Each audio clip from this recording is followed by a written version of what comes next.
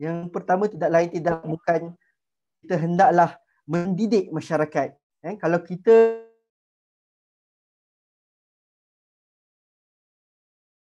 kena sama-sama mendidik, kita kena menerangkan bagaimanakah kehidupan norma masyarakat bagi bangsa Cina kepada masyarakat Melayu. Begitu juga bagaimana norma masyarakat bagi bangsa India kepada masyarakat Melayu. Kerana apa? Kerana kita semua mempunyai pengalaman hidup antara bangsa, maksud saya pengalaman hidup antara kaum yang berbeza-beza. Ada orang pengalamannya pendek. Sejak dia lahir sehingga dia dewasa, dia hidup dalam kumpulan masyarakat dia sahaja. Tidak pernah bergaul dengan masyarakat lain. Tetapi ada orang yang lebih beruntung, masuk di sekolah sudah bergaul dengan pelbagai kaum, begitu juga di universiti, begitu juga di alam pekerjaan. Tetapi adakah persoalannya? Di sekolah sahaja pun kita hanya belajar pada tahap yang sangat ringkas. Kita belajar tentang perayaan bangsa-bangsa lain. Kita belajar tentang apa adat dan istiadat bangsa-bangsa lain. Hanya untuk sekadar itu sahaja. Tetapi persoalan yang lagi besar, adakah kita pernah bergaul mesra, melakukan sebarang kegiatan bersama? Ini adalah satu persoalan yang lagi besar. Malah saling bantu-membantu dalam pelbagai masyarakat ini. Jadi justru atas kesedaran itu, mahu tidak mahu masyarakat harus kita didik. Dalam kita mendidik masyarakat juga, kita kena faham bahawa betapa pentingnya untuk kita elakkan daripada bersikap generalisasi. Maksud generalisasi ni adalah kita menganggap semua masyarakat itu adalah sama. Sedangkan satu kesilapan itu hanya dilakukan oleh satu individu kecil sahaja ataupun satu kelompok kecil sahaja dalam masyarakat tersebut. Tetapi kita meletakkan generalisasi bahawa semua masyarakat itu adalah seperti itu. Kerana apa? Kerana kita tak mahu apa yang lagi teruk akan berlaku sekiranya perkara ini berterusan adalah berlakunya xenofobia. Yang ini kita merasakan suatu bangsa ataupun suatu masyarakat itu lebih supreme, lebih hebat daripada masyarakat-masyarakat yang lain. Kerana apa? Kerana kita faham dan kita percaya setiap bangsa, setiap masyarakat ada keistimewaan dan ada hak kewarganegaraan, ada hak kemanusiaan masing-masing. Dan seterusnya kita sebagai belia, apa yang wajar kita lakukan adalah ikhlaskan diri untuk hidup bersama dalam kedamaian. Bagaimana kita ingin menunjukkan contoh kepada masyarakat di luar sana, sekiranya kita di dalam hati nurani kita ini tiada keikhlasan untuk hidup bersama, untuk saling menerima dan untuk saling memahami. Jadi tuan-tuan dan puan-puan sekalian, hadirin sekalian, kita di Kuala Lumpur, wilayah Persekutuan Kuala Lumpur hari ini mendepani pelbagai cabaran dan masalah. Hari ini kita lihat penularan wabak COVID-19 dan ia berlanjutan dengan permasalahan-permasalahan lain seperti masalah pengangguran, masalah ekonomi. Ini menjadi semakin teruk sekiranya ia tidak ditangani secara segera. Dan dalam kita nak menangani cabaran-cabaran di negara kita, kita tiada masa untuk berselisih antara agama. Malahan sudah tiba waktunya untuk kita bersama-sama untuk berganding bahu tanpa mengira kulit bangsa dan agama. Bersama-sama kita menyelamatkan negara, bersama-sama kita membangunkan bangsa Malaysia dan akhirnya kita memainkan peranan yang signifikan dalam melakukan perubahan kepada negara kita pada hari ini. Di peringkat ABI Wilayah Persekutuan, kami menyatakan komitmen untuk menggerakkan dan membangunkan agenda perpaduan ini. Dan insya-Allah kita melihat secara positif pada masa akan datang untuk bekerjasama dengan pertubuhan-pertubuhan bukan Melayu untuk kita pelbagaikan lagi kegiatan kepada masyarakat dan kita buktikan pada masyarakat di luar sana bahawa kita adalah kumpulan belia yang mampu berganding bahu menyelesaikan masalah masyarakat, masalah negara secara signifikan tanpa mengira warna kulit dan bangsa. Dan ini peranan yang harus kita mainkan secara signifikan. Dan inilah yang kita nak tunjukkan pada masyarakat di luar sana bahawa kita adalah bangsa Malaysia yang mampu hidup harmoni dan bersatu padu membangunkan negara. Jadi saya ingat cukup setakat itu. Saya ingin memberikan ruang yang lebih lagi untuk rakan-rakan panel untuk menyampaikan buah pandangan dan fikiran selepas ini. Dan Alhamdulillah pada malam ini kita menerima sambutan yang begitu menggalakkan. Ramai yang request. Saya berhubung dengan Presiden MBWP pun, dia kata tak boleh, saya nak masukkan juga wakil dari Pertubuhan Belia Cina. Kita nak masukkan juga Alex. Katanya saudara Alex. Dan akhirnya dia berjaya bawa Alex masuk dan saya ucapkan terima kasih lah. Begitu juga saudara Janaken. Terima kasih banyak-banyak di peringkat kami, ABIM Wilayah. Dan begitu juga di peringkat ABIM Pusat dan Power yang banyak membantu untuk menjayakan simposium pada malam ini. Dan semoga apa yang kita resolusikan pada malam ini mampu dicapai dan sama-sama kita jayakan kepada aspirasi dan inspirasi yang lebih besar, iaitu kepada kehidupan yang lebih harmoni di bumi Malaysia yang dicintai ini. Terima kasih saya ucapkan. Saya kembalikan kepada saudara moderator. Terima kasih saudara yang dipertua ABIM Wilayah Persekutuan. Seterusnya, majlis dilanjutkan lagi dengan pembentangan sesi kedua oleh yang berbahagia Tuan Haji Hamid Yusof, Pensyarah Undang-Undang Universiti Islam Antarabangsa Malaysia, yang akan mengupas tentang perpaduan negara dan optimisme pembinaan bangsa Malaysia. Dipersilakan Tuan Haji.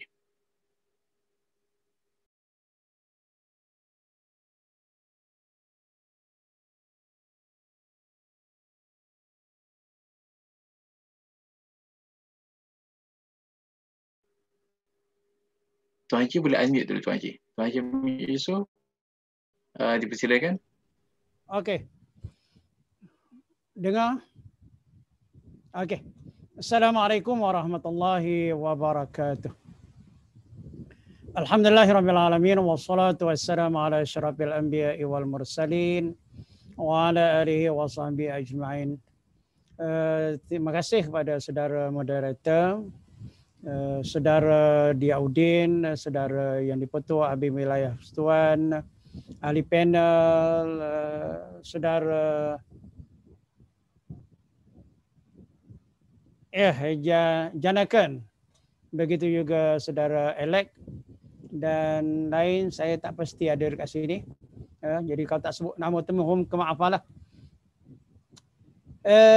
Dan para peserta yang dirahmati Allah Subhanahu Wa Taala, selamat malam. Kita berada di waktu malam ini. Selamat sejahtera untuk kita para hadirin hadirat yang dirahmati Allah Subhanahu Wa Taala. Saya sudah berada di tahap bukan belia lagi lah. Belia 40 tahun ke bawah ikut akta belia. Jadi dah above 40.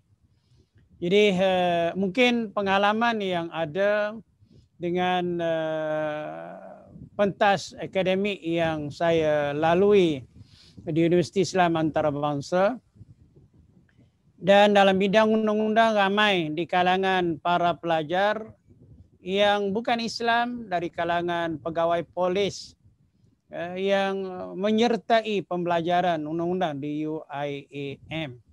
Jadi pengalaman itu juga memberikan ruang yang cukup untuk memberikan, untuk mengupas tajuk kita pada malam ini. Dalam kita melihat bahawa bangsa Malaysia, negara bangsa ataupun satu bangsa Malaysia, apabila kita menyebut bangsa Malaysia, dan dengan ungkapan itu bagi setengah orang dia melihat, oh, sudah tidak ada bangsa Melayu, bangsa Cina. Sudah dijelmakan dalam bentuk yang satu, iaitu Malaysia. Sebenarnya kita berada dalam satu kehidupan yang real. Betul-betul real, reality. Kerana dunia ini disediakan oleh pencipta Tuhan Allah Subhanahu wa taala untuk pelbagai. Yang sedikit disebut oleh yang dipetua tadi soal kepelbagaian, dan saya nak sebut bahawa dalam konteks kepelbagaian ini sudah disebut dalam Quran. Surah Al-Hujurat 49 ayat 13. Ia menyebut kejadian daripada kalangan lelaki wanita berbagai-bagai bangsa, berbagai-bagai bahasa, semuanya ini dalam proses untuk kenal mengenali di antara satu sama lain. Inna akramakum indallahi atqakum, yang paling mulia di sisi pencipta ialah yang bertakwa, yang takut kepada pencipta Allah Subhanahu wa taala. Jadi dalam hal ini, kalau kita seseorang itu hidup dalam kelompok dia tersendiri, sebenarnya dia tidak berada dalam alam realiti yang sebenar. Seperti mana yang digambarkan, yang dicipta oleh Tuhan pencipta Allah Subhanahu wa taala. Jadi dalam hal ini, seperti mana yang disebut oleh yang dipetua Abim tadi, kesyukuran kita berada dalam dunia yang real. Bukan artificial, bukan sebagai jelmaan yang tidak berpaksi. Jadi dalam hal ini, kenapa kita perlu wujud suatu gagasan yang dikatakan bangsa Malaysia? Apakah ini perkara baru dalam konteks kehidupan manusia? Kalau kita melihat kepada apa yang disenaraikan oleh Michael Hart, seorang penulis daripada Amerika yang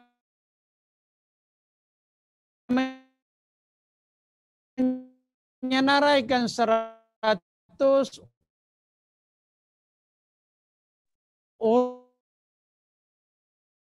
orang yang paling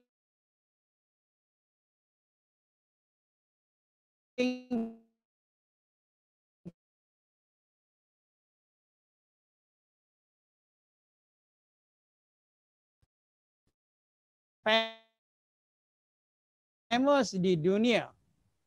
Ya, sudah tentu dengan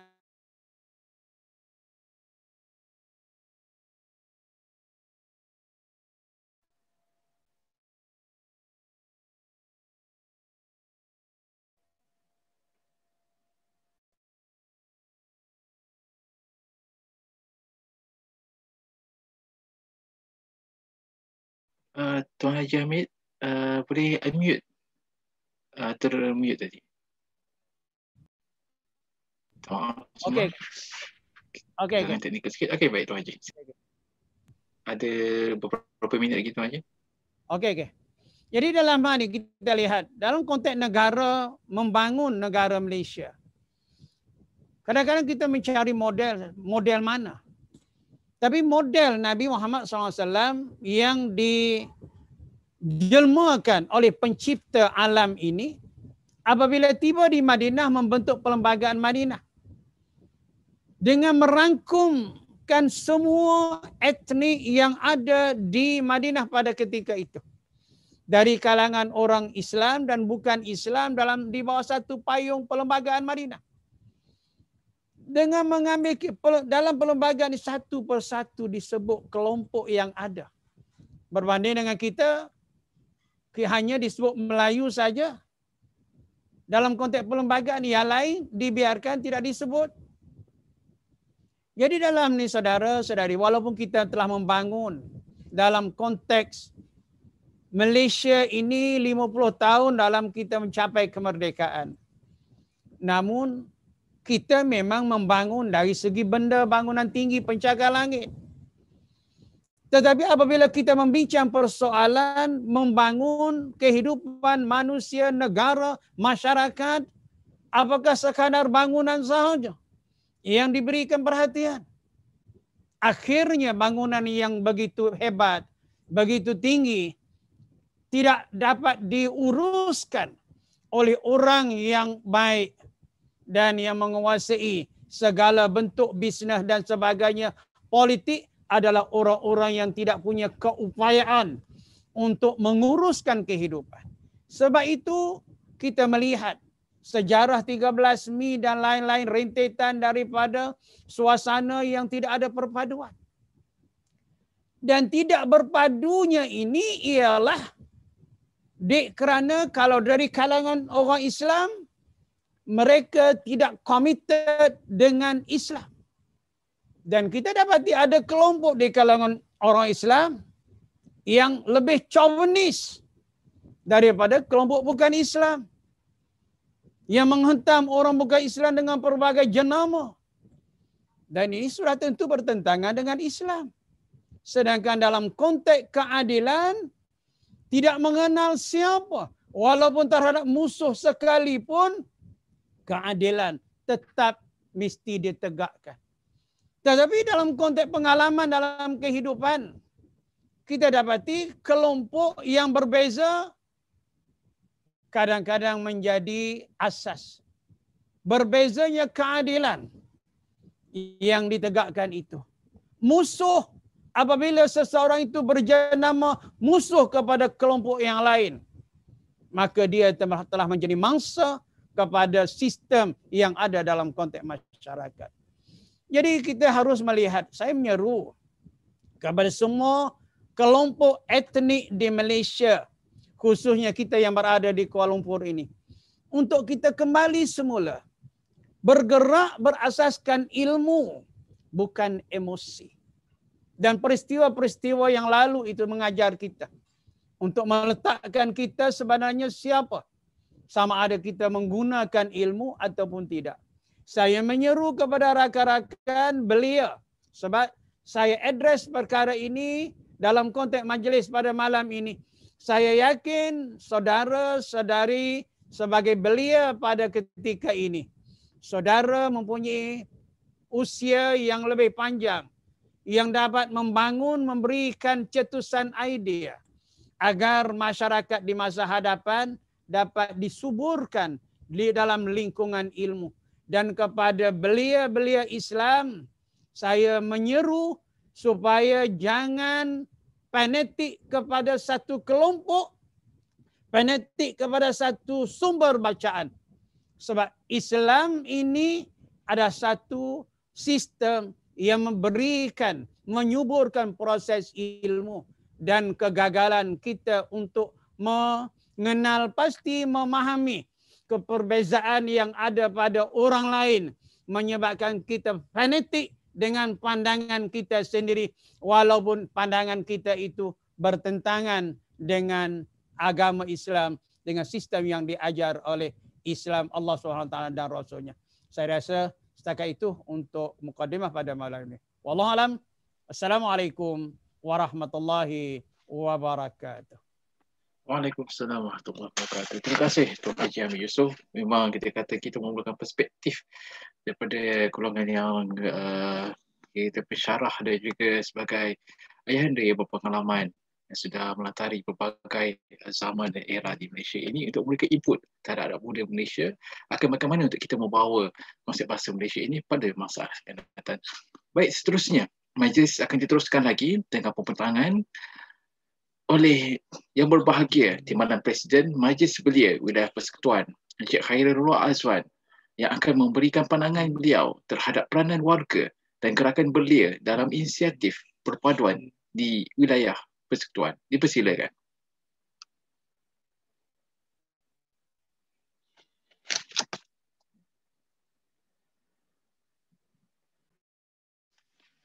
Tuan Khairil Roy Azwan.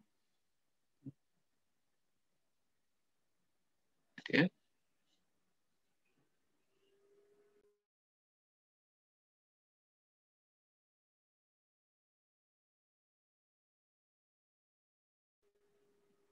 Baik, mungkin dia ada masalah teknikal sikit. Baik, jika boleh kita teruskan dulu dengan sesi yang seterusnya. Untuk makluman hadirin, pada malam ini kita turut mempunyai dua wakil daripada etnik India dan China di Malaysia ini. Maka dengan ini, majlis mempersilakan kita membuka slot kita berkenaan dengan isu-isu perpaduan daripada kacamata masyarakat majmuk yang akan mengetengahkan, cik jangkan Yahya Yendran, Pengerusi Majlis Belia India Wilayah Persekutuan, dan juga Encik Alex Ng, Chief The Eight Major Chinese Organization. Kita akan mulakan dulu dengan sesi perkongsian dan perkongsian pandangan daripada Encik Changken. Dipersilakan Encik Changken. Selamat malam, salam perpaduan, dan terima kasih saya ucapkan kepada saudara moderator kita hari ini. Terlebih dahulu saya ingin merakamkan penghargaan dan terima kasih kepada ABIM, terutamanya ABIM Wilayah Persekutuan yang telah mengambil langkah kanan dalam menganjurkan simposium ini. Dan pada waktu yang genting yang apa yang kita hadapi memerangi COVID dan sebagainya, perpaduan adalah satu aspek yang penting yang harus kita utamakan. Dan untuk panel-panel yang hadir hari ini juga, terima kasih untuk hadir dan salam sejahtera juga, salam perkenalan. Okey, daripada konteks sebagai seorang belia dari masyarakat India, Malaysia merupakan satu negara yang mempunyai acuan yang tersendiri. Dia ada own molding dia yang menjadi kecemburuan negara-negara lain di dunia ini. Kerana berdasarkan kepada komposisi penduduk, walaupun saudara mara kita daripada kalangan masyarakat Melayu, masyarakat Cina dan masyarakat India, sejak era kemerdekaan kita hidup sebagai satu keluarga di mana kita panggil sebagai keluarga Malaysia, dan juga saudara mara kita daripada Malaysia Timur, dari suku-suku di negeri-negeri masing-masing. Dan sejak kemerdekaan lagi, perpaduan yang menjadi tunjang kekuatan Malaysia yang telah membawa Malaysia sehingga ke hari ini mencecah melebihi 6 dekad mencecah kemerdekaan. Perpaduan merupakan salah satu tunjang utama negara berdaulat ini yang kita panggil sebagai Malaysia.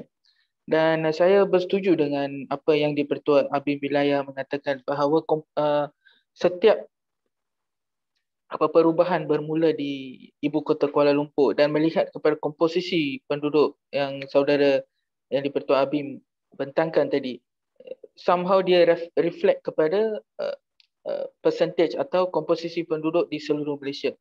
So ibu kota Malaysia ni, Kuala Lumpur, merupakan titik permulaan untuk apa-apa permulaan atau transformasi atau penjenamaan semula aspek perpaduan dalam kalangan masyarakat.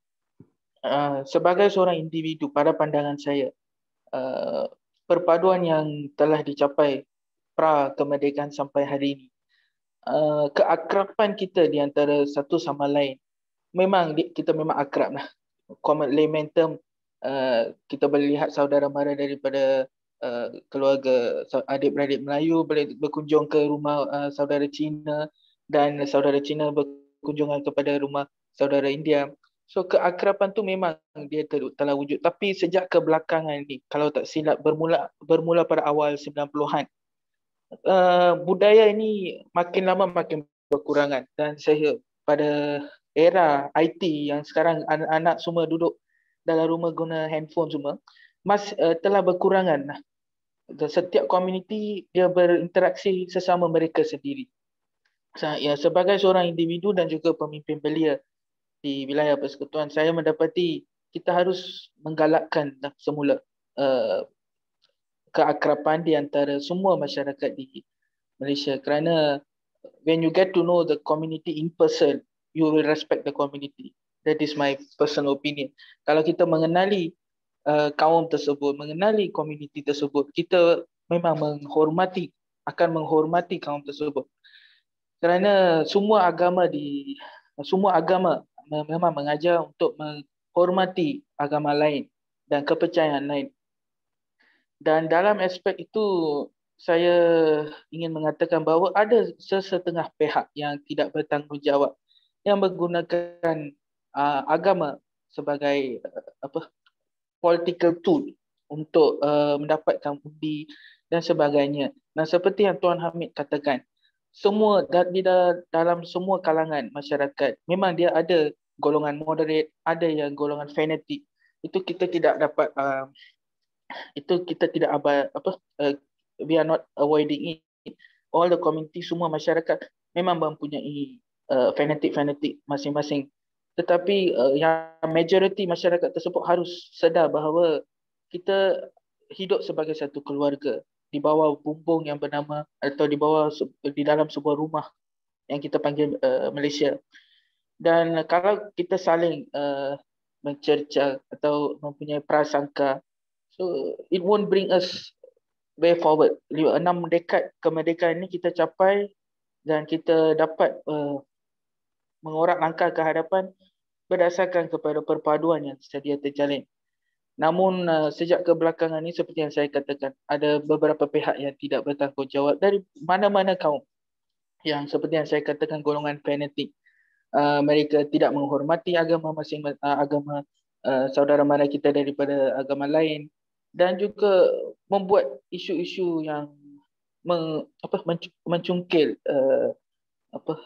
perasaan saudara mara daripada kaum agama lain.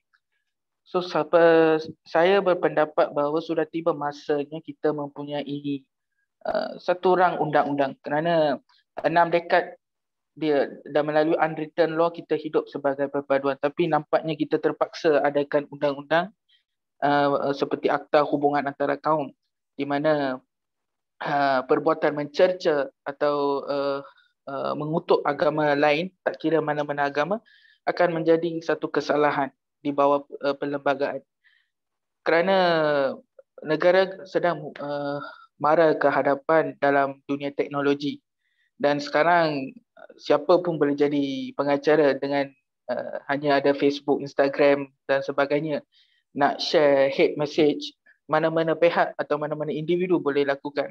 So kerajaan sepatutnya buat waktu ni harus mengadakan atau mewujudkan langkah-langkah yang terus mengekalkan perpaduan di antara kaum, terutamanya dari kalangan pelajar dan belia-belia yang kita ada hari ini. Dan oleh yang demikian, saya berharap semua yang hadir hari ini merupakan satu titik permulaan di mana kita boleh bekerjasama dan juga berganding bahu demi pembangunan belia dan juga pembangunan negara sekaligus lah. So itu saja daripada saya. Terima kasih untuk peluang yang diberikan untuk petang ini, dan salam sejahtera dan salam perpaduan kepada semua. Terima kasih. Terima kasih Encik Janaken. Ringkas dan padat sekali di situ. Dan kita meraihkan kita kata sudut pandang ke arah perpaduan yang akan menaikkan lagi semangat muhibah dan juga nilai keharmonian masyarakat itu akan lebih terbela apabila antara kaum ini kita dapat mempunyai sudut pandang yang sama berkenaan ke arah untuk membangunkan negara bangsa. Baik, seterusnya dipersilakan Encik Alex Ng yang turut bersama kita pada malam ini, dan Mr. Ng dipersilakan. Terima kasih MC. Lepas tu terima kasih invitation from ABIM WP. Saya memperkenalkan diri. Saya selaku Chairman of YMM, lepas tu National President, lepas tu Chief MCOR 8 Major Chinese Society. So thank you for the invitation. Apa yang ingin saya sampaikan melalui aktiviti perpaduan yang pertama paduan dari kalangan masyarakat Cina. Actually kalau kita di atas satu grup dalam MPM, gabungan pertubuhan terdiri pada pelbagai kaum, agama, semua aspek. Saya ingat Majlis Belia Malaysia sangat penting yang memainkan peranan yang sangat merangkumi semua dari segi aspek kaum, bangsa, agama yang memupukkan sifat semangat perpaduan. Ini adalah sangat penting sebab kalau kita cuma terlihat dari sudut negara Malaysia saja, pemikiran ataupun pemandangan kita adalah sangat terhad. Sebab kalau kita nampak dari segi nasional antarabangsa, dari Asia Tenggara, ASEAN, actually kita pun sudah mulai ketinggalan daripada negara-negara jiran. Kalau berbanding dengan Singapura ataupun sekarang Vietnam, Indonesia, Thailand yang tengah naik sekarang, yang mempunyai pemikiran international. Sekarang apabila kita masih lagi tengah fikir apa lagi perpaduan antara kaum dalam Malaysia, negara-negara jiran lain sudah mempunyai pemikiran satu ekonomi adalah international community. Sekarang kita bukan sahaja nak tengok dalam individu dalam untuk masyarakat Malaysia sahaja. Tapi sekarang kami nak untuk pertama untuk perpaduan, mari I'm just sharing my opinion about sekarang yang saya nampak apalah gejala yang akan dengan dalam yang berlaku dalam masyarakat Malaysia. Yang pertama, saya rasa satu perkataan yang sangat bagus. Tak kenal maka tak cinta. Yang seperti tadi saudara Jennifer yang cakap, pada 90 tahunan, masa saya umur sangat kecil, apabila ada perayaan, Thaipusam ataupun perayaan India, mak saya akan bawa saya pergi jiran pergi duduk dekat rumah India, ataupun musim hari perayaan Aidilfitri, kita akan pergi kawan-kawan Melayu, jiran-jiran Melayu, lepas tu kita duduk sana bagi angpau, green angpau. Lepas tu kalau pergi kita punya kawan punya India punya tempat, kita makan apa? Kita makan kari kambing dengan itu makanan India yang sangat sedap. So, tapi after 90 tahun,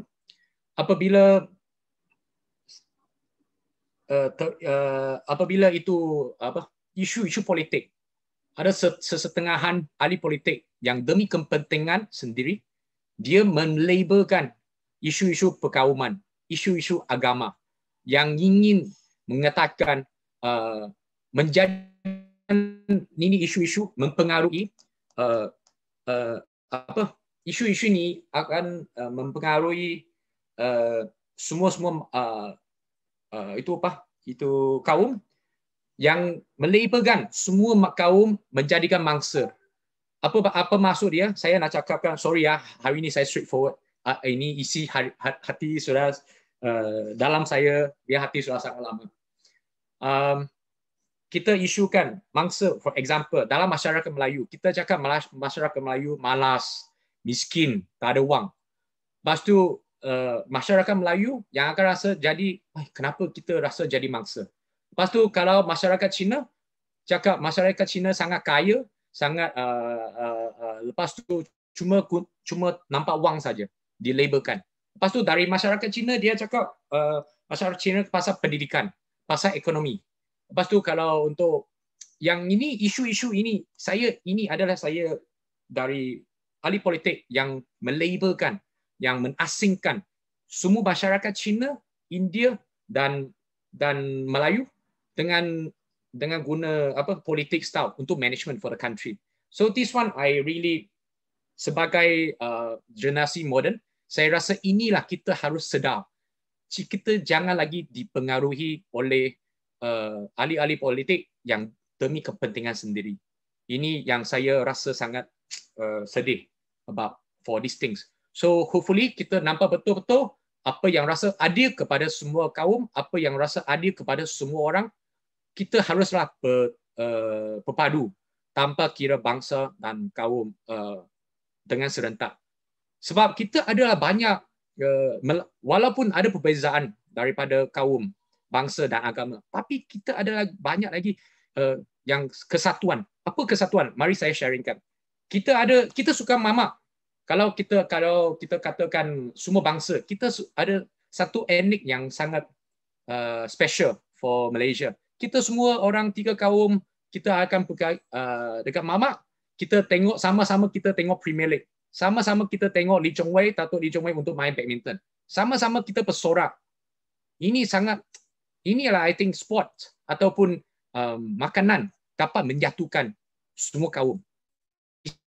is very Downton, ini sangat grassroots. Semua orang pun rasa this film. Lepas tu saya pun suka makan char kway teow. Ini char kway teow berunsur daripada budaya Cina makanan. Tapi sudah berunsur kepada semua. I think Malay food sekarang pun ada char kway teow, pun ada yang tau fu. Lepas tu masyarakat Cina pun ada nasi lemak. Lepas tu saya sangat suka nasi lemak, saya sangat suka ayam rendang. Lepas tu saya lagi satu makanannya semua orang pun suka punya adalah roti canai dengan Maggi goreng. Kita dari kecil kita pun minum Milo. Inilah kesatuan ataupun keunikan yang sedangkan kita hadapi keperluan setiap hari. Inilah adalah pencampuran ataupun kepelbagaian budaya yang menjatuhkan ataupun menjadi keperluan harian melalui berpuluhan dekat-dekat di masyarakat Malaysia. Lagipun saya nak cakap adalah bahasa. Sekarang adalah saya ingat satu faktor yang menjadikan halangan, menjadi perpaduan kepada semua masyarakat, tak kira Melayu, India ataupun Cina. Inilah ada satu poin yang sangat penting, bahasa. Pada pendirian saya ada mendengar banyak-banyak opinion from kawan-kawan Melayu sebab kita dalam NGO kami kenal banyak kawan-kawan India, banyak kawan Melayu. Yang rasa kawan-kawan Melayu dia akan rasa kenapa kawan-kawan Cina ataupun masyarakat Cina tidak dapat bercakap bahasa Melayu sedangkan ia akan merupakan bahasa negara Malaysia. Yang ini saya rasa as a leader of NGO, saya sering menyerukan masyarakat Cina haruslah, tak kira lah masyarakat Cina atau masyarakat India atau macam mana, semua masyarakat Malaysia haruslah sering menggunakan bahasa Melayu. Sebab apabila kita macam sekarang saya guna bahasa Melayu walaupun tidak fasih, tapi I will force myself to bertutur dalam bahasa Melayu, bertungkus lumus untuk bercakap melalui bahasa Melayu. Sebab apabila saya bercakap melalui bahasa Melayu akan berasa sangat ramah mesra. Saya menggalakkan semua bangsa kita belajar. Masyarakat Melayu kita belajar bahasa Cina, bahasa India. Manakala pun bahasa India, yang masyarakat India belajarlah Mandarin ataupun bahasa bangsa lain. Apabila kita jumpa dengan bangsa, kita cakap melalui bangsa dia, ini dapat memupukkan kepercayaan ataupun kemesraan ataupun they feel ramah mesra. Ini sangat penting. Ini dapat menjalinkan keharmonian masyarakat. Melalui bahasa kita dapat mengenali sesama sendiri, mengenali semua orang. Kalau tidak, ini akan menjadi satu halangan yang sangat besar. Yang kedua, saya ingin menekankan bahasa Melayu walaupun dia bahasa negara, saya ingin lagi tambah satu label untuk bahasa Melayu sebagai bahasa perpaduan. Kalau bahasa Melayu selakukan bahasa perpaduan untuk semua masyarakat Malaysia, ini dapat kita kenal semua orang. So kita dapat lagi mengenal orang melalui pertuturan ataupun bahasa. Lepas tu saya ingin menekankan bahasa Cina ataupun bahasa India ataupun bahasa English yang lain. Kita rasakan mungkin kita boleh jadikan bahasa ekonomi. Sedangkan negara Cina yang tengah naik menjadi negara yang kuat, kita kena fikir dari segi untuk ekonomi. Walaupun sekarang Amerika dengan China merupakan antara negara yang terkuat di antara dunia. Tapi kita Malaysia as satu small country, kita kena fikir macam mana kita dapat buat bisnes melalui negara China dengan negara Amerika. So, bahasa ekonomi, bahasa China, tambah lagi satu, negara yang kuat adalah negara India. So, untuk negara-negara yang kuat dan besar ini, macam mana kita selaku Malaysia yang negara yang kecil dapat berbuat bisnes yang buat trading bisnes antara ini negara-negara yang kuat. So izinkan saya mensyorkan bahasa India, lepas tu bahasa English dengan bahasa itu Chinese as a bahasa ekonomi. Ini dapat membagi satu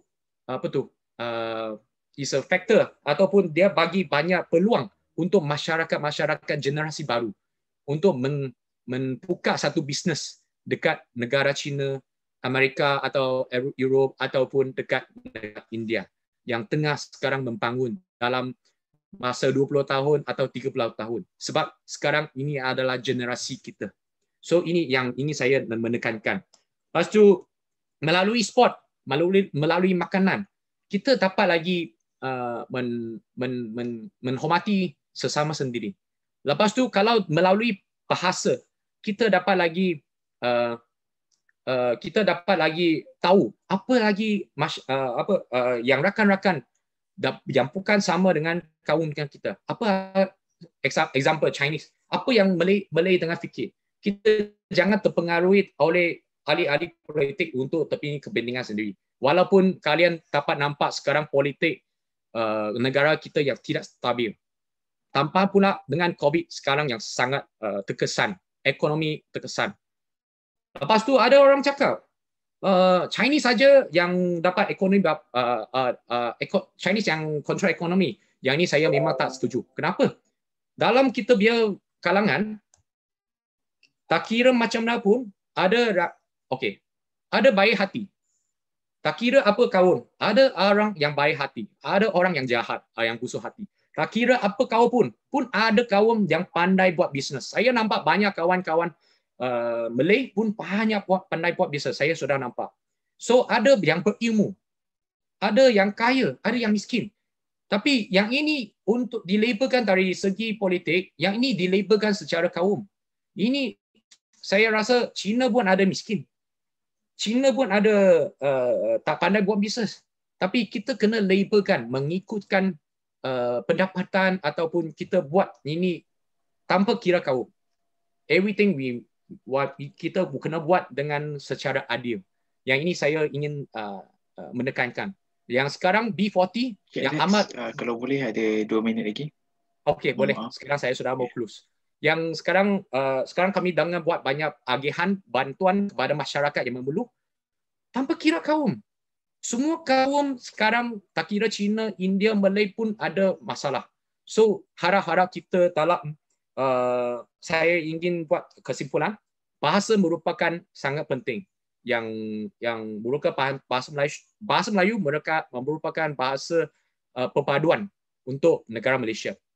Manakala bahasa Cina, bahasa English ataupun bahasa India merupakan bahasa ekonomi. Yang kedua, saya ingin menekankan makanan ataupun sport yang sekarang dengan menyatu padukan negara kita. So kita haruskan menggunakan ini dua tiga faktor dapat menyatu padu Malaysia kita. Itu saja yang saya nak tekankan. Walaupun bahasa Melayu saya tidak fasih, maaf kalau saya salah cakap. Terima kasih. Terima kasih Encik Alex dan terima kasih kepada Encik Janakan. Perkongsian yang baik dan juga poin-poin ni buatkan saya rasa macam nak cari Maggi goreng pula lepas ni. Okey, terima kasih Encik Alex dan Encik Janakan atas perkongsian dan juga input dan juga kita kata sharing of thoughts berkenaan dengan kita kata masalah kaum itu bukan hanya spesifik pada kaum, tapi juga ada masalah warga secara keseluruhan. Bukan sahaja ada satu kaum itu saja yang miskin, setiap kaum ada yang miskin, setiap kaum ada cabaran masing-masing dan cabaran itu seharusnya kita kongsi dan atasi secara bersama. Dan seterusnya, kita akan teruskan lagi majlis dengan pembentangan oleh Encik Nathaniel Tan daripada Projek Wawasan Rakyat yang akan menekankan tentang naratif bangsa Malaysia dan kepentingan untuk masa depan negara. Dipersilakan Encik Nathaniel Tan. Terima kasih banyak Tuan Moderator. Salam sejahtera, salam bangsa Malaysia kepada semua hadirin, kepada rakan panelis yang saya amat hormati dan rakan-rakan sekalian.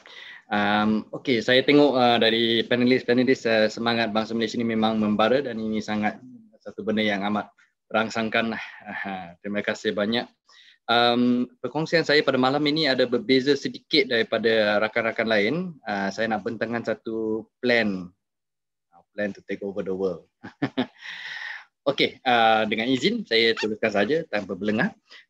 Ini projek Bangsa Malaysia yang kita tengah usahakan ni. Ini adalah satu projek bersama antara yang initiated antara ABIM dengan Power.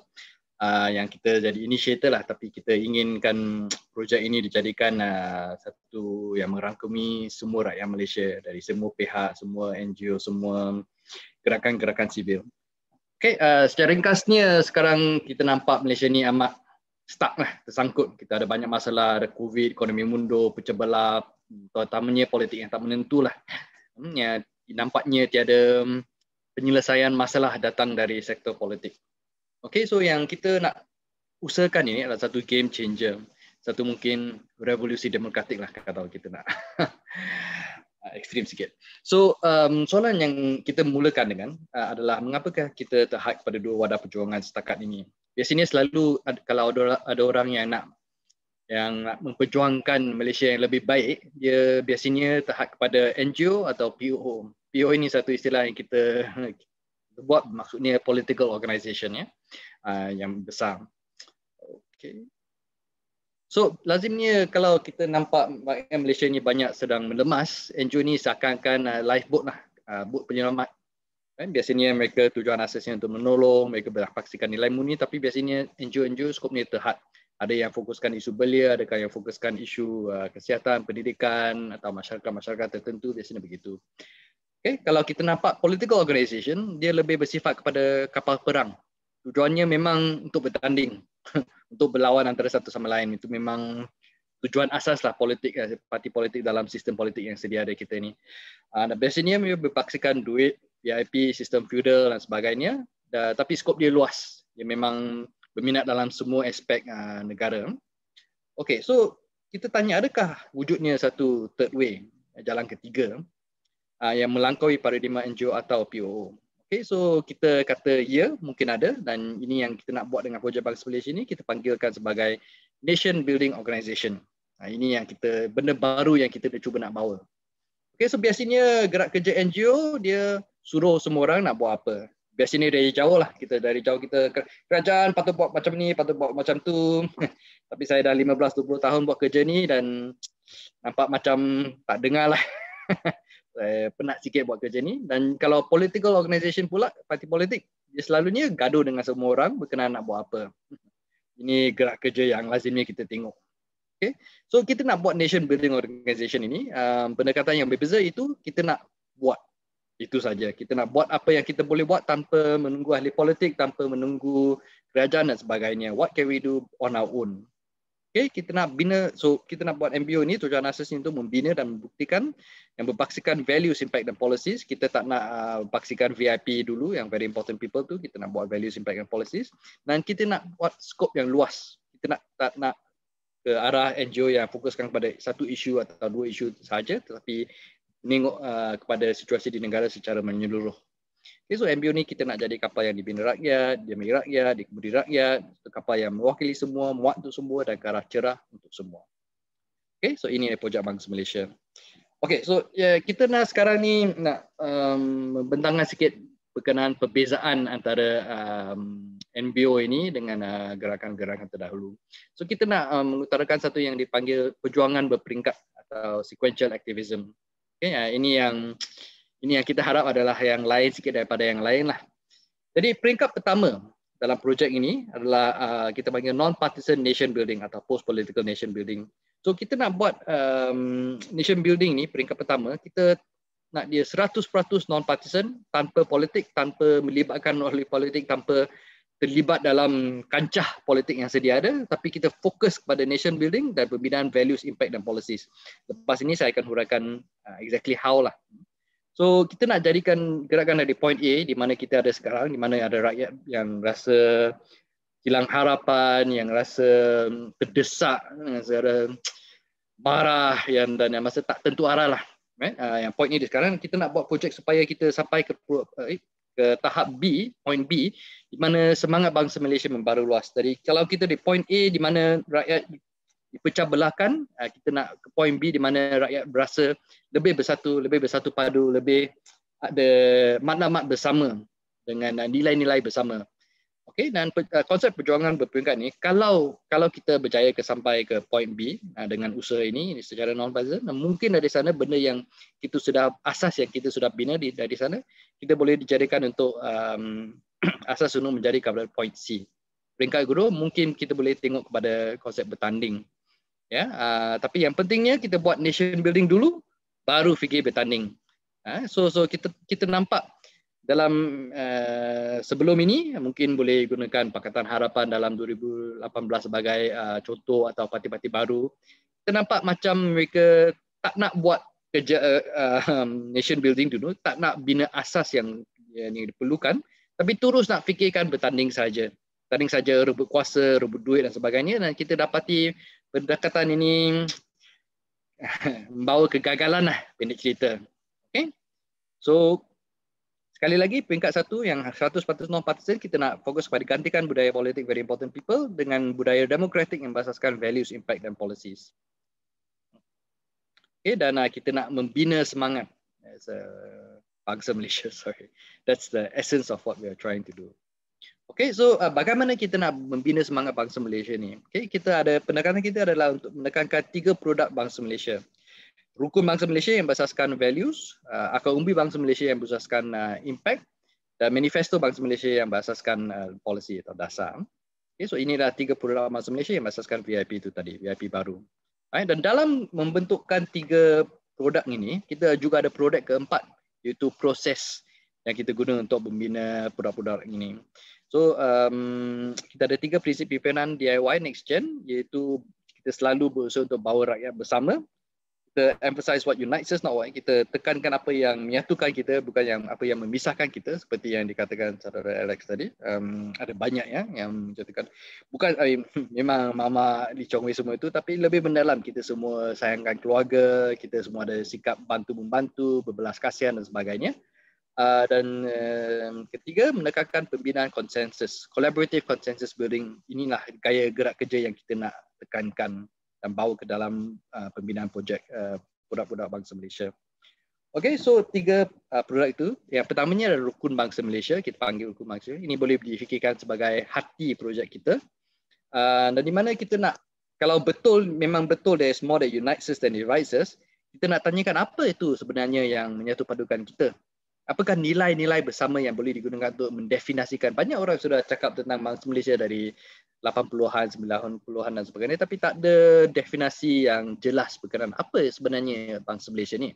So, dan tak ada maknanya kalau saya atau Presiden Abim atau siapa-siapa kita nak bagi top down definition saya. Dia nilai-nilainya A, B, C. Kamu semua ikut. Definisi itu macam tu memang tak ada makna. Dia hanya ada makna kalau kita ada satu bottom up. Kita mengambil pandangan dari semua lapisan masyarakat, semua wakil-wakil dari masyarakat-masyarakat yang berlainan untuk mencari apakah pandangan mereka berkenaan apa sebenarnya intisari nilai-nilai bersama bangsa Malaysia. Jadi gerak kerja ni banyak melibatkan networking dan dialog lah. Sesi amat seperti ini, kita bertemu, kita berkongsi pandangan dan sebagainya, dan kita cuba membayangkan apa itu bangsa Malaysia mengikut pandangan masing-masing. Okey, dan hasilnya kita akan menjadi satu dokumen asas lah, yang mencari apakah titik pertemuan terbesar bagi semua rakan-rakan. Okey, so kita perlukan bantuan untuk jadi pendakwa dan sertai siri dialog bangsa Malaysia. Okey, manifesto, so ini hati, manifesto bangsa Malaysia ni boleh dipikirkan sebagai otak projek bangsa Malaysia ni. Kita nak bawa bersama tu melahkarkan dasar-dasar. So kita tak nak buat macam manifesto parti politik di mana dia tak berapa jelas, tak berapa khusus. Dia kata, oh kalau you undi saya akan buat satu benda macam ni, macam tu, yang tak berapa jelas. Kita nak buat actionable policies yang boleh dilaksanakan dengan serta-merta. Jadi kita nak kumpulkan dasar-dasar dalam bentuk kertas kabinet, rang undang-undang. Jadi kita kena buat dasar yang terperinci lah sampai tahap itu. Okay, so bantuan diperlukan untuk ini. Dan ketiga dan mungkin yang terpenting untuk sesi malam ini adalah akar umbi bangsa Malaysia. Kita nak bawa bersama untuk mengusahakan impak di peringkat akar umbi. Kita nak datang bersama untuk membantu rakyat on the ground. kita tak nak projek Bangsa Malaysia jadi kita sembang siang sembang, malam sembang. Kita nak action, kita nak tindakan. Kita nak kalau ada hati dah ada minda, kita Akaumbi ini adalah macam tangan kepada projek Bangsa Malaysia. So kita nak ada banyak NGO yang memang sudah gerak, ada banyak gerak kerja, ada banyak giat berusaha untuk membawa pertolongan di peringkat Akaumbi. Saya pernah bersama dengan Abim turun padang dan sebagainya, banyak lihat kerja baik yang dibuat, dan ada ramai NGO yang berlainan. Tapi lazimnya kita semua kerja dalam silo, kita ada buat satu NGO buat di sini, satu NGO buat di sana, kita asing-asing lah. So kita nak cuba membawa bersama semua usaha ini, dibawa dan kita buat co-branding. Kita nampak supaya semua usaha yang dibuat, semua usaha asing ini mungkin akan boleh dilihat sebagai satu bahagian daripada gerakan massa kebangsaan yang lebih besar yang berlaku di seluruh negara. Macam itu dia ada kuasa yang lebih. Dia ada makna yang lebih mendalam. Kita tak nak campur tangan, kita nak jadi hierarki dah. You kena buat macam ini, kita Bangsa Malaysia ni, projek Bangsa Malaysia you kena buat macam ni, kita arah macam ni. Kita co-branding saja. Teruskan usaha yang memang sudah dibuat on the ground. Tapi kita kalau minat, kita buat co-branding saja. Guna logo, guna istilah, guna hashtag supaya kita nampak sebahagian dari satu yang besar, yang mampu mengubah negara, yang mampu menjadi game changer di peringkat Akaumbi. So kalau rakan-rakan nak buat projek bersama, mungkin antara ABIM, MBM, YIM semua itu kita sama mengalu-alukan, dan kita kalau kita boleh membantu organize, facilitate dan sebagainya, ini memang kerja kita lah yang kita giat berusahakan ini, dan di perangkat Akaumbi amat penting. Ya, saya minta maaf saya menggantikan saudara Hamid pada saat terakhir, tapi kita ini memang peluang baik siri diskusi ini amat baik kerana kita engage dengan Kelantan, Sabah, Sarawak, Terengganu, Perlis semua sebagainya, dan memang penting. Tapi kita semua kebanyakan kita duduk di Klang Valley lah. Jadi wilayah persekutuan Selangor ni memang amat penting kerana saya tak boleh sering ke Kelantan, tapi saya boleh sering ke KL. Jadi mana-mana projek kita memang minat bila boleh lah turun padang dan bersama untuk menjadikan benda ini reality di peringkat Akaumbi. Okay, so jika kita berjaya dalam peringkat 1, maka dibina, kita sudah membina shared values, grassroots impact dan smart policies. Sebenarnya ini satu benda yang kalau kita berjaya buat benda-benda ni, aspek-aspek ini boleh dijadikan, bolehlah kalau ada pihak yang minat, antara kita yang minat, boleh dijadikan asas untuk bertanding, untuk kempen. Kerana dengan adanya ini, kalau berjaya bina ini tanpa fikirkan bertanding dulu, dia membuat kita di dalam satu kedudukan yang lebih mudah dan logik untuk tengok dengan potensi bertanding. Okay, so jadi kerja saya terutama di projek wawasannya sebenarnya banyaknya jadi tukang WhatsApp lah. Kita banyak percayakan konsep social capital, modal sosial, maksudnya lebih banyak hubungan yang kita ada, lebih banyak relationship, trust, keyakinan antara satu sama lain, lebih banyak yang kita boleh capaikan. Ini satu pendirian yang sangat dekat dengan hati saya. So kalau rakan-rakan ingin bersama, ingin minat dengan projek kita, just get in touch. Saya atau saudara Hamid pun akan kongsikan nombornya di chat group. We are very happy to talk. Masuk dengan WhatsApp group kita, kita boleh atur-aturkan di sana lah. Ini boleh dikatakan sedikit kepakaran kita lah, aturkan WhatsApp group. Okay, so itu saja. Terima kasih. Harap ini ada satu benda yang kita boleh jadikan hope untuk semua lah. Okay, saya mungkin setakat itu. Terima kasih banyak saudara-saudari. Thank you very much. Terima kasih Tuan Nathaniel Tan, dan ini satu perkongsian yang menarik yang kita boleh nampak gambaran daripada awal program itu bagaimana dimaksudkan bangsa Malaysia sehingga pada Encik Nathaniel Tan betapa bangsa Malaysia itu gagasannya bukan untuk menjadi bualan-bualan di awangan, tapi untuk kita terjemahkan, memberi manfaat kepada akar umbi dan juga untuk menggerakkan akar umbi itu berbalik kepada pembangunan negara. Baik, menarik sekali. Baik, seterusnya, majlis diteruskan lagi dengan sesi perkongsian oleh Encik Firdaus Hamsin, Esko Penerangan ABIM, yang akan membawa pandangannya berhubung kosmopolitan Islam dan hasrat merealisasi bangsa Malaysia. Dipersilakan Encik Firdaus. Assalamualaikum dan selamat malam. Boleh dengar? Okey, terima kasih. Saya nak minta ni kerjasama untuk tunjukkan, kongsikan ada gambar yang saya nak kongsikan untuk permulaan pembentangan saya. Gambar ni kenapa saya kongsikan? Sebab gambar ini bermula daripada satu pertanyaan, minta di full screen kan, yang bermain-main dengan fikiran saya bila saya mendengar kenyataan berikut. Nelson Mandela, salah satu orang insan yang memberikan inspirasi kepada Nelson Mandela adalah Syekh Yusuf Al-Bantani Al-Makassari. Program saya ingat kata-kata tu, statement tu dibuat, kenyataan tu dibuat di satu program di Chinese Assembly Hall dalam 3 tahun lepas. Bila saya dah dengar balik itu, saya tertanya-tanya dari mana asasnya. Jadi pada permulaan itu, saya mula mengkaji. Tidak tahu dari segi rasional dia, dari segi asasnya bagaimana. Dan daripada beberapa kajian itu, kita cuba mengesampingkan faktor-faktor yang tidak berkenaan dan faktor-faktor kita cuba untuk mendapatkan dari segi fakta akademik. Maka ini yang antara sebahagian saya kumpulkan dah. Gambar ini adalah poster komemoratif hubungan antara Indonesia dan Afrika Selatan. Apa yang menarik tentang Syekh Yusuf Al-Makassari ini ialah beliau diiktiraf sebagai pahlawan negara di dua buah negara yang berbeza. Satu, di tanah kelahirannya di Makassar, Sulawesi, Indonesia, dan sebentar, yang ni gambar poster tadi. Dulu gambar yang set stand ni dulu. Dan satu lagi bila beliau juga diiktiraf sebagai tokoh kalau faham yang kita ni adalah tokoh pahlawan negara, pahlawan nasional di Afrika Selatan. Seperti mana yang ni. Next slide untuk yang berikutnya. Next slide yang berikutnya. Iaitu the Order of the Companion of R. Tambo in goal for the exceptional contribution to the struggle against colonialism.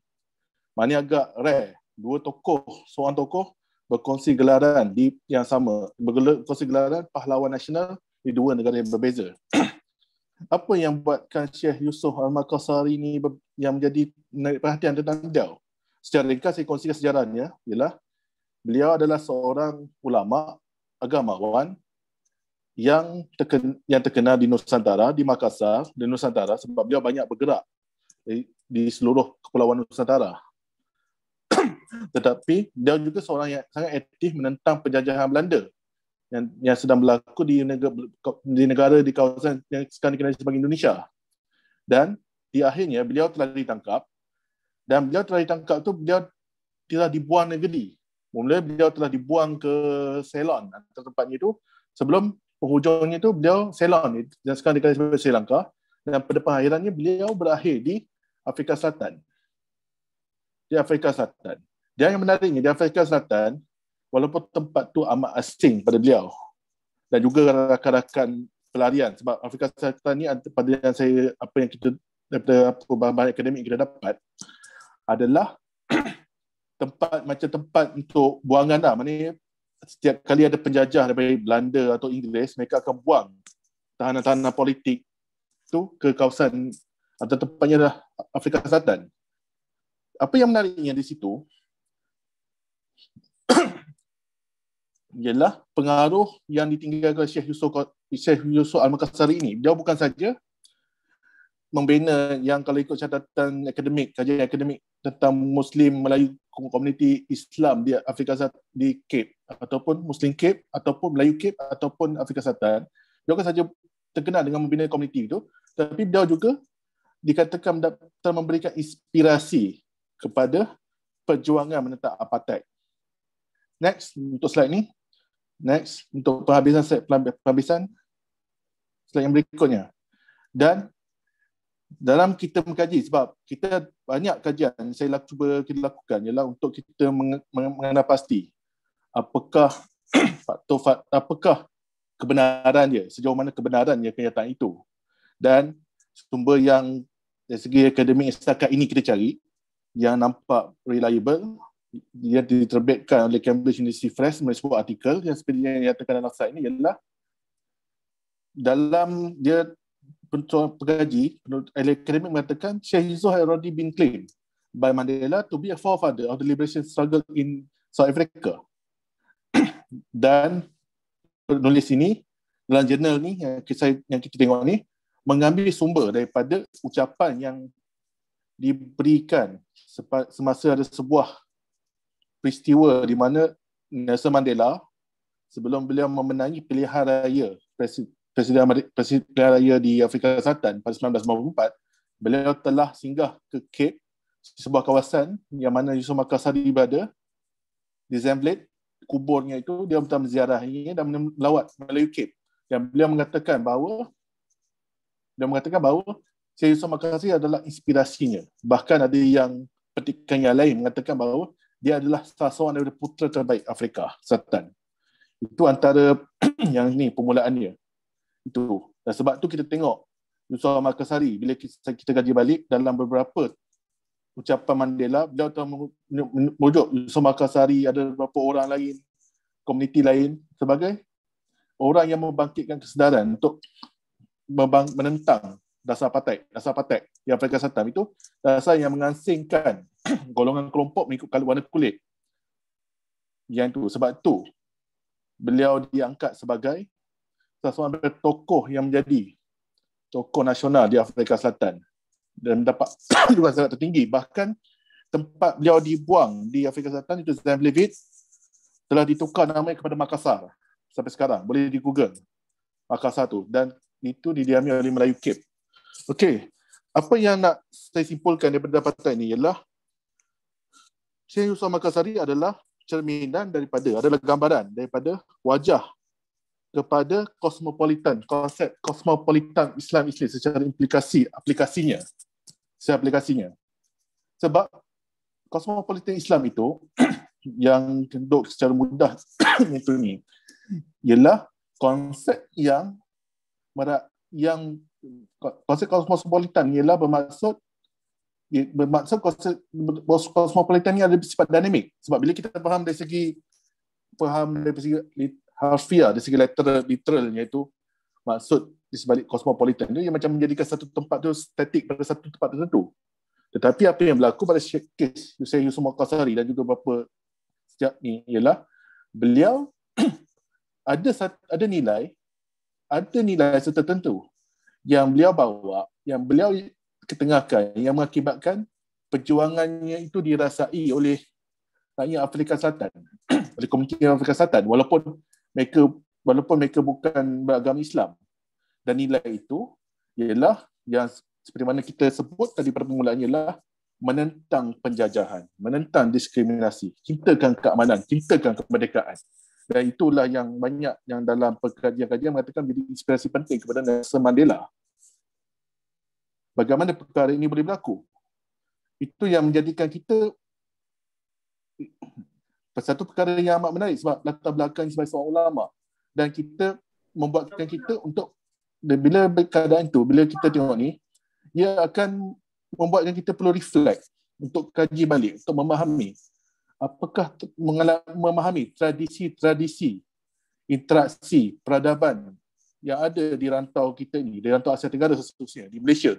Sebab Malaysia telah berperanan sebagai kosmopolitan sejak beberapa abad yang lama.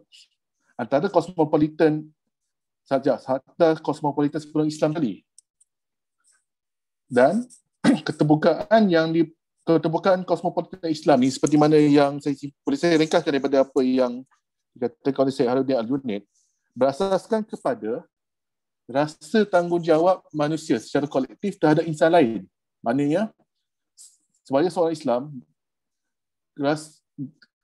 seseorang itu perlu bersikap terbuka, dan kerana beliau perlu berinteraksi dan suka bersikap terbuka, kerana secara kolektifnya dia perlu bertanggungjawab dengan antara sesama lain, dengan orang lain, atau dengan kalangan yang katakan bukan Islam. Kerana itu adalah sebahagian daripada tanggungjawab seorang itu kepada Tuhan. Dan daripada Syekh Harudin itu mengatakan kosmopolitan Islam itu bermaksud seseorang itu ada kebudayaan dia, citra kebudayaannya tersendiri.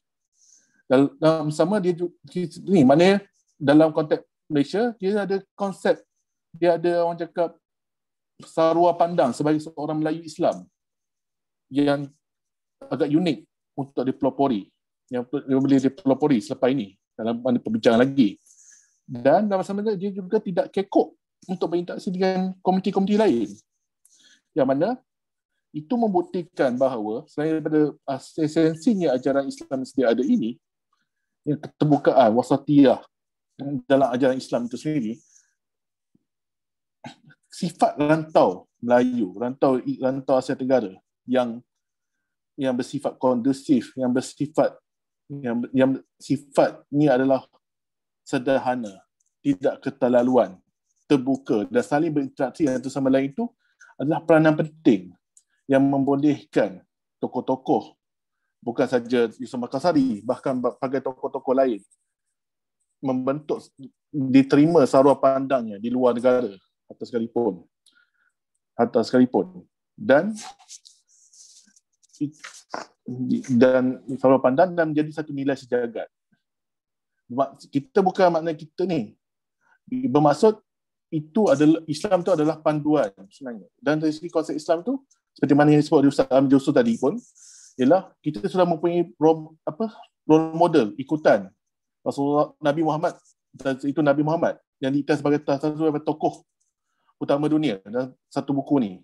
Bermakna nilai-nilai yang dikemukakan itu sebenarnya nilai yang bertepatan dengan keperluan manusia sejagat. Manusia sejagat, dan dia seperti sejagat. Dan konsep kosmopolitan Islam ini mendukung nilai-nilai murni. Maknanya kita perlu, macam kosmopolitan Islam mendukung nilai-nilai murni, yang pembinaan nilai-nilai murni dalam pembinaan negara, dan tanpa mengesampingkan nilai-nilai, value, ilmu, pengetahuan daripada tamadun lain.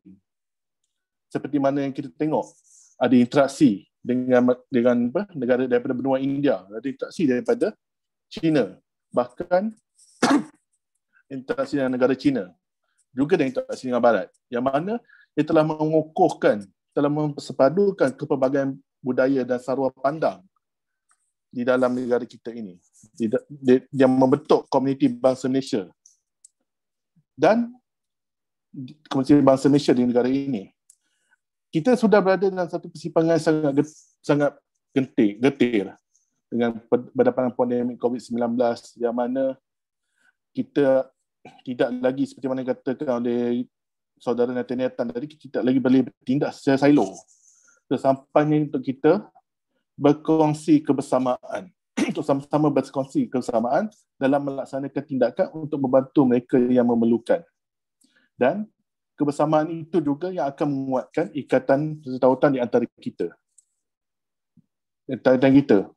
Tautan di antara kita, seperti mana yang Prof. Dr. Azizan ada seorang pengkaji hubungan dialog antaragama, Prof. Azizan Baharudin daripada IKIM, mengatakan bahawa jika seseorang itu mendalami identiti kepercayaan agamanya sendiri dan juga mendalami latar belakang tradisinya sendiri, itu akan menguat, dia akan menjadi seorang yang lebih baik. Dan menjadi seorang yang lebih baik, maka dia akan mendapat titik temu dari segi nilai murni yang dikongsi, yang boleh menggerakkan pembangunan negara, yang boleh melakukan perubahan yang bermakna kepada masyarakat. Kita tidak, sebab perubahan itu perlu dilakukan pada peringkat akar umbi. Sebab apapun structure yang berlaku, apapun bentuk structure yang hendak dia susun, asasnya adalah daripada interaksi daripada rakyat. Asasnya daripada rakyat, hubungan di antara rakyat. Bila hubungan antara rakyat itu terjalin, kekuatan antara rakyat itu dapat dipadukan, maka dia sudah menjadi satu kuasa keramat yang tidak dapat dinafikan dengan apa cara sekalipun.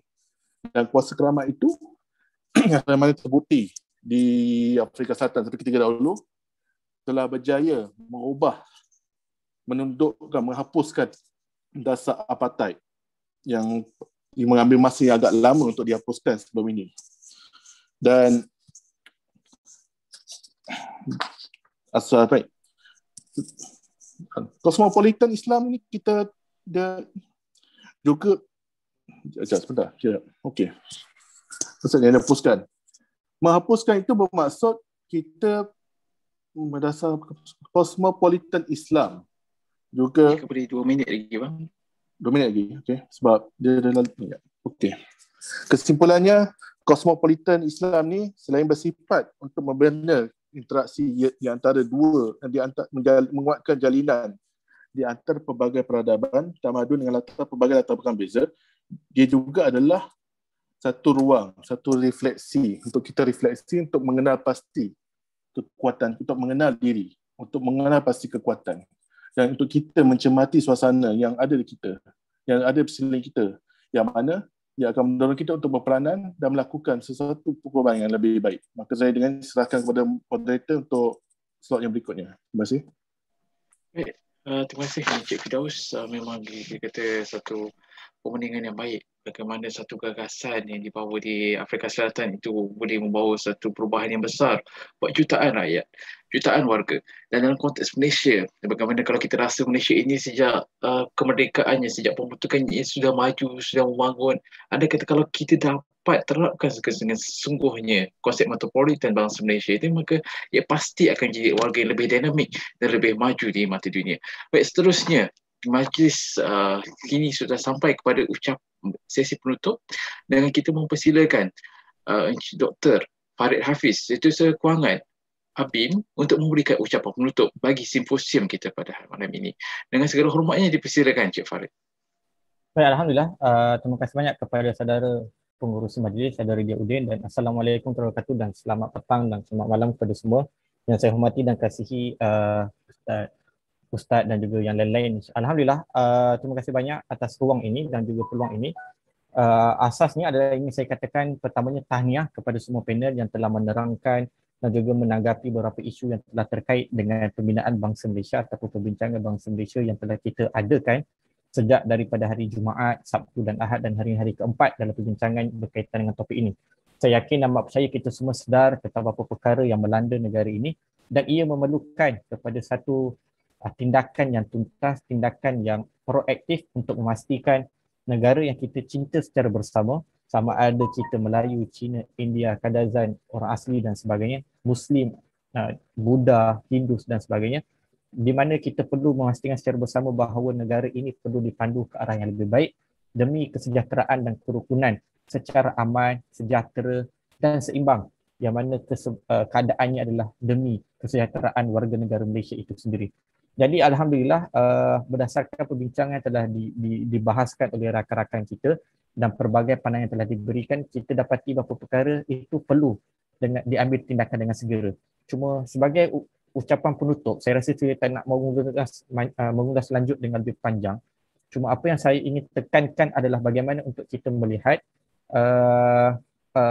ataupun kita memastikan bahawa agenda bangsa Malaysia ini bersekali dengan apa yang kita faham daripada maksud ucapan dasar Presiden ABIM sebelum ini yang berkaitan dengan kosmopolitan Islam itu mampu direncanakan dan mampu dilaksanakan tanpa meninggalkan mana-mana pihak di belakang terus terpinggir. Maka walaupun idea itu memfokuskan kepada Muslim kosmopolitan itu yang mana ia bukanlah mencairkan identiti tetapi meningkatkan dan memastikan identiti Islam yang lebih baik itu dipertingkatkan, di samping membangunkan citra dan juga kebersamaan antara kaum itu perlu diperkuatkan, maka saya yakin dan percaya agenda bangsa Malaysia yang dirancangkan seperti saudara Nathan Tan sebutkan tadi itu mampu diselesaikan dan mampu dilaksanakan. Kerana apa?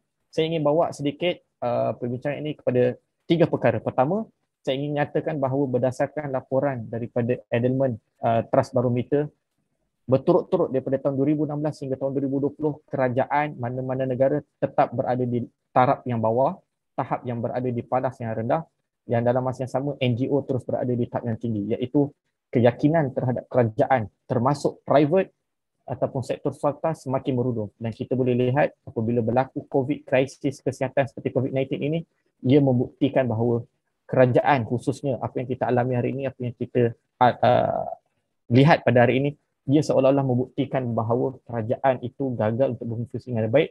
Quote and quote adalah parti politik dan NGO terus berada di hadapan untuk membela dan juga memastikan kelangsungan hidup warga negara itu terus dapat dilaksanakan. Itu yang pertama. Kedua, saya ingin nyatakan bahawa kehadapan golongan belia adalah fokus ataupun crux of the nation building.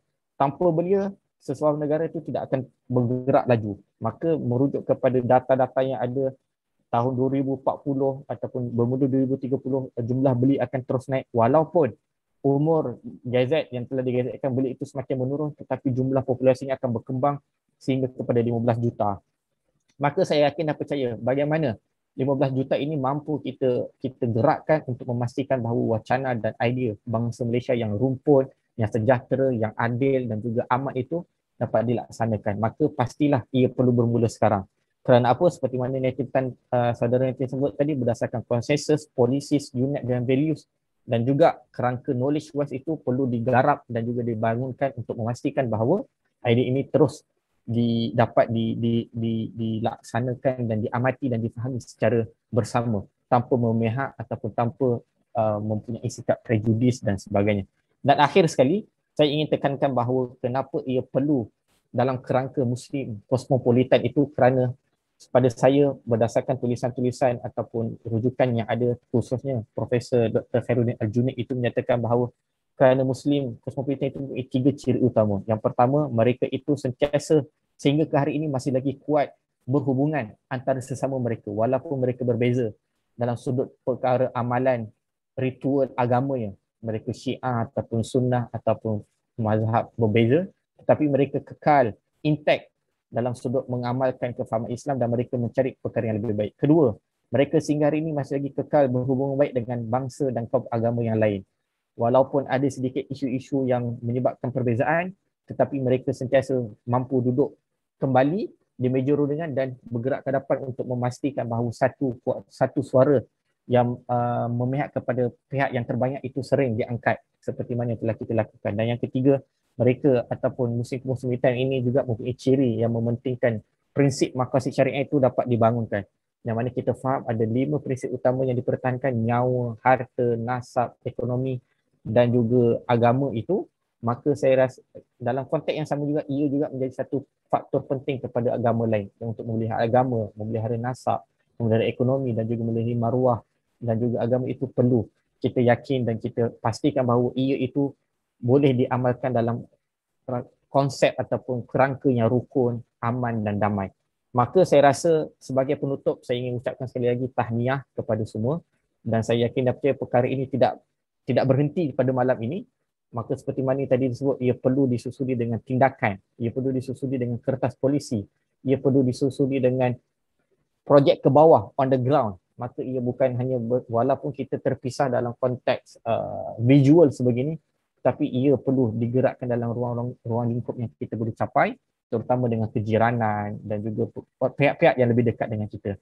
Maka saya rasa saya ingin tutup sekali lagi dengan ucapan tahniah dan selaku kepimpinan pusat kami kami gembira dengan usaha yang dilaksanakan oleh di peringkat ABIM negeri dan juga rakan-rakan Majlis Belia Negeri seperti yang kita ada, dan saya yakin dan percaya Kuala Lumpur adalah satu model yang sangat baik untuk menggerakkan agenda ini dengan jumlah populasi yang agak dynamic, diverse tetapi saling educated, well educated dan juga mempunyai satu tahap gaya pendidikan yang seimbang. Maka saya yakin dapat ia boleh lebih mudah untuk dilaksanakan supaya menjadi model kepada negeri-negeri yang lain yang mana kita tahu keseimbangannya agak ketara tidak seimbangnya.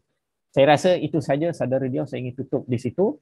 Saya ingin sekali lagi ucapkan tahniah dan salam perpaduan, salam bangsa Malaysia, dan kita akan jumpa lagi dalam siri-siri yang akan datang. Sekian, terima kasih. Assalamualaikum warahmatullahi wabarakatuh. Terima kasih Dr. Farid. Para hadirin, yang bermula pasti ada pengakhiran, yang bertubuh kita pastikan perkembangan, yang ikhlas pasti ada ganjaran, yang bersungguh kita pastikan mencapai sasaran. Begitulah iklim wacana kita sepanjang waktu persidangan ini. Maka sidang memohoni izin hadirin sekalian bagi mewakili pihak penganjur untuk membentangkan cadangan resolusi untuk kesepakatan bersama seluruh warga simposium. Resolusi Simposium Penjabaran Kerangka Literasi Bangsa Malaysia. Yang pertama, menginsafi bahawasanya pembinaan bangsa Malaysia mempunyai sejarahnya tersendiri yang perlu digali dan dicerna untuk diterjemah semula kepada warga dan khalayak seluruhnya. Yang kedua, menyedari bahawa pemahaman terhadap sejarah dan latar belakang identiti bangsa perlu diwujudkan dalam kalangan rakyat bagi mengembalikan nilai hidup bersama dalam budaya damai agar terus relevan sebagai bangsa yang ramah dan inklusif tanpa menggadaikan prinsip-prinsip sejagat berteraskan semangat perlembagaan persekutuan. Yang ketiga, menyeru kepada reformasi intelektual dalam menyebarak kefahaman negara bangsa dengan menyedari tanggungjawab sebagai hamba Tuhan Yang Maha Esa yang berperanan untuk menyebarkan kebaikan dengan hikmah bercita kosmopolitan yang dijalin melalui pengutuhan aspek idealisme, aktivisme dan spiritualisme yang berorientasikan nilai dan etika.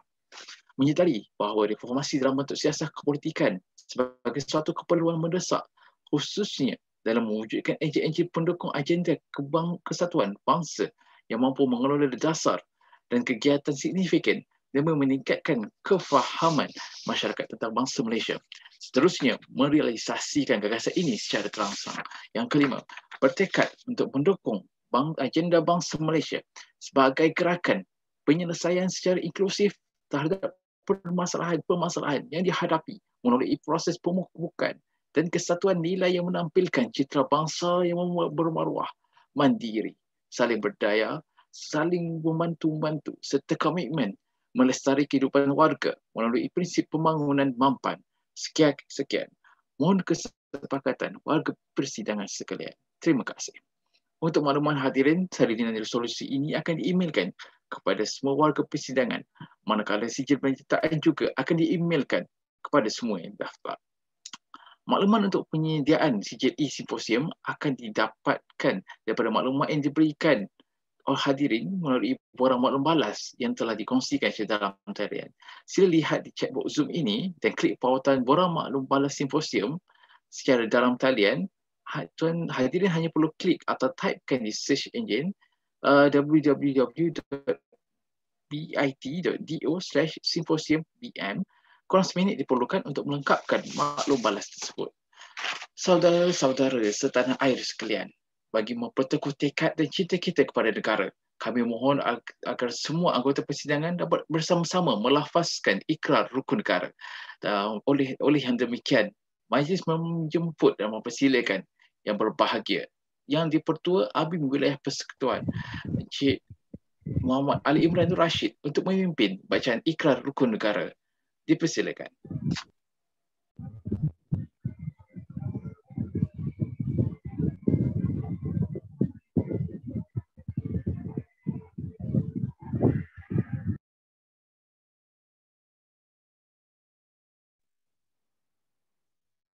Puan suara jelas ya.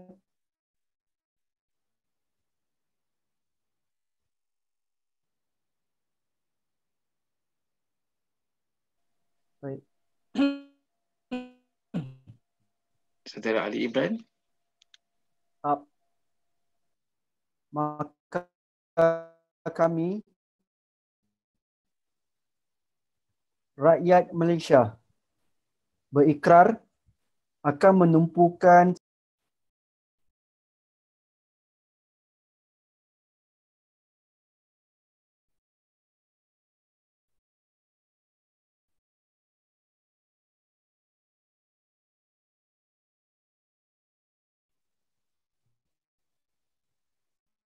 minta maaf, boleh kita mulakan lagi sekali? Silakan. Harapnya line jelas ya. Boleh jelas ya? Okey, baik. Maka kami rakyat Malaysia berikrar akan menumpukan seluruh tenaga dan usaha kami untuk mencapai cita-cita tersebut berdasarkan prinsip-prinsip yang berikut: kepercayaan kepada Tuhan, kesetiaan, kedaulatan undang-undang, kesopanan dan kesusilaan. Terima kasih saudari yang dipertua APIM di wilayah Persekutuan, mewakili keluarga besar penganjur dan jawatankuasa pelaksana APIM wilayah Persekutuan, kami ingin merakamkan setinggi-tinggi penghargaan serta rasa terima kasih kami kepada semua atas kesudian untuk hadir dan mengikuti sesi ini di dalam talian dan mencipta sejarah bersama-sama kami pada kali ini. Bunga dedap atas para anak dusun pasang pelita. Kalau tersilap tutur bicara, jemari disusun, maaf dipinta. Kami turut memohon maaf atas segala kekurangan dan kelemahan sepanjang mengendalikan majlis hari ini. Sekian, Assalamualaikum warahmatullahi wabarakatuh. Salam sejahtera, salam bangsa Malaysia. Sidang Musurai dan bangsa Malaysia akan terus hidup bersama dalam budaya damai.